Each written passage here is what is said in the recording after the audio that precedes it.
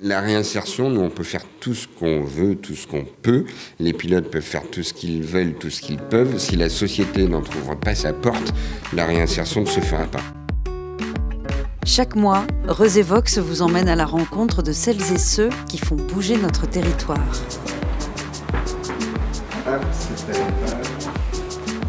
Aujourd'hui, nous poussons la porte de l'association Permis de construire. Bienvenue. Ici, des personnes placées sous main de justice ou ayant eu affaire à elles sont accompagnées dans la construction de leur nouveau projet de vie. Ludovic Dardenne, directeur de Permis de construire France. La philosophie de Permis de construire, c'est de permettre à des personnes qui sont passées devant la justice, qui ont été condamnées pénalement, donc qui ont été un coût pour la société, de redevenir acteurs positifs de la société et de leur permettre de retrouver une place utile, choisie et pérenne au sein de cette société. Là, c'est la salle pilote. Bonjour. Font les animations des pilotes. Bonjour. Toi, tu vas faire la collecte, hein ? Ouais. L'association accompagne la réinsertion selon 4 piliers fondamentaux. Être bien dans sa tête, bien dans son corps, bien dans son job et bien dans sa vie. Donc Gérald qui est pilote, Angélique qui est copilote en formation. Chez Permis de construire, il n'y a pas de bénéficiaires ou d'accompagnants, mais des pilotes et des copilotes. Copilotes, c'est les travailleurs sociaux. Et les pilotes, c'est nous, car on est maîtres de notre destin, de notre avancée dans une nouvelle vie, en fait. C'est nous qui décidons. Toujours prêt, Gérald ? Voilà. Toujours. Gérald est pilote depuis 5 ans.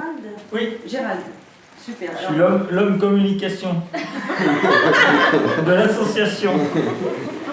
C'est un grand gaillard tatoué, t-shirt à l'effigie d'un groupe de métal et croix inversée en pendentif. Je me suis jamais posé la question de savoir pourquoi on nous appelait les pilotes.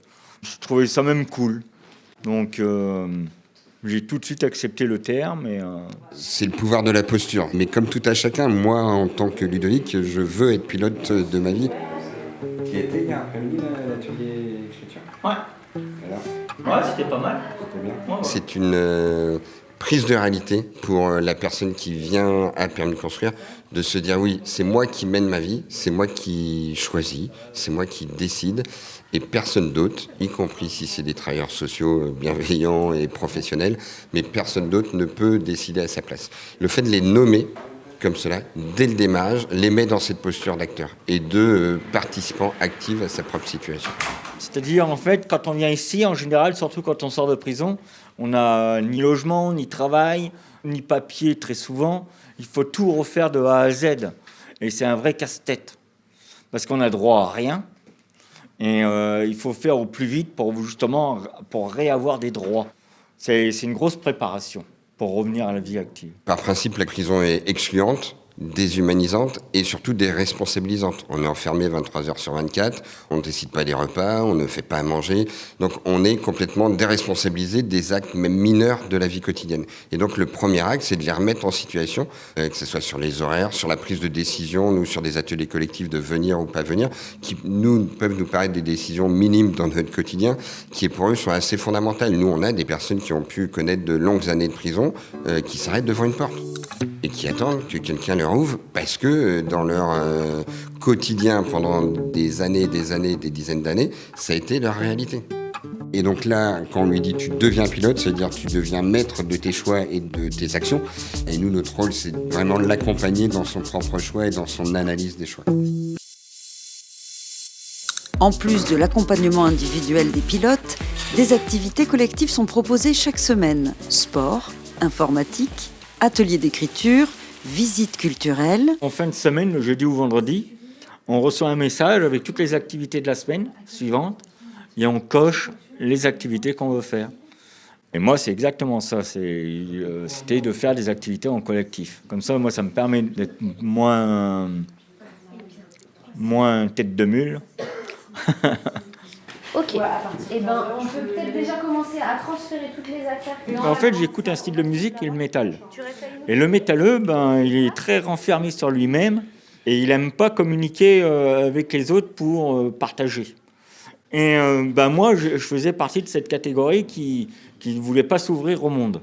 Et à force de venir Permis de construire, ça m'a ouvert socialement vers les autres, en fait.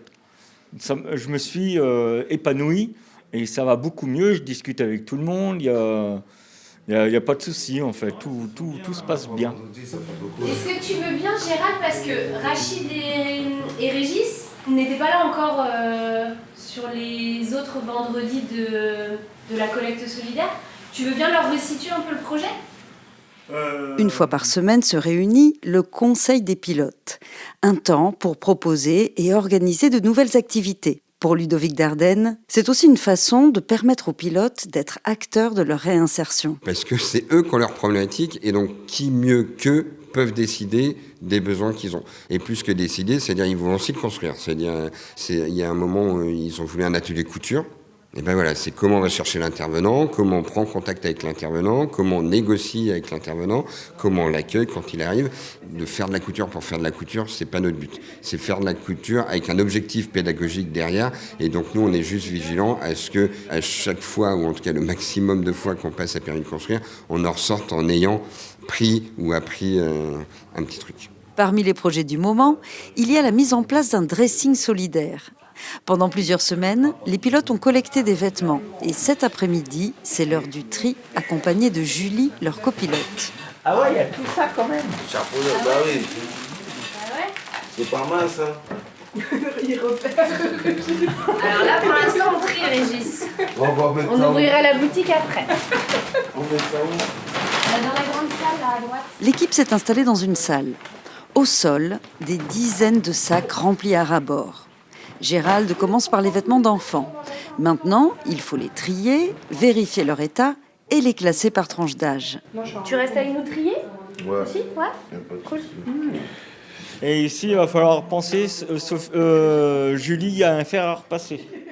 Parce que c'est un peu fripé. Un petit coup de fer à repasser, ça fera pas de mal. Je veux dire, j'ai vu qu'il y avait des choses à faire cet après-midi. Les pilotes sont aussi les meilleurs ambassadeurs de l'association.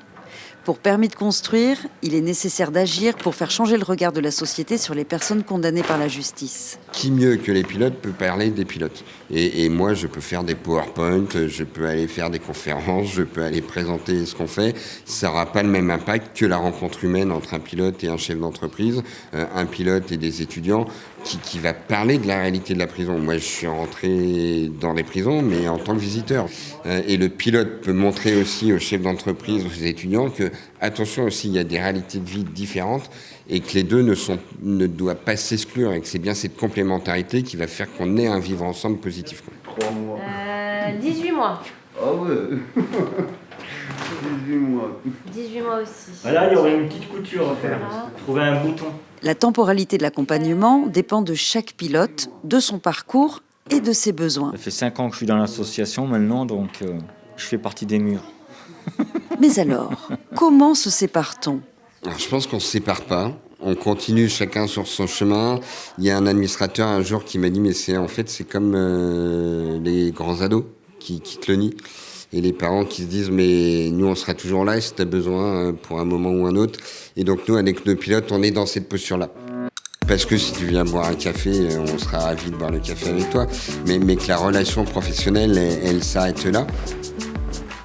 Et donc, il y a des fois, il faut le conscientiser. Des fois, ça se fait tout naturellement du côté du professionnel qui va le verbaliser ou du côté du pilote qui va là aussi le verbaliser.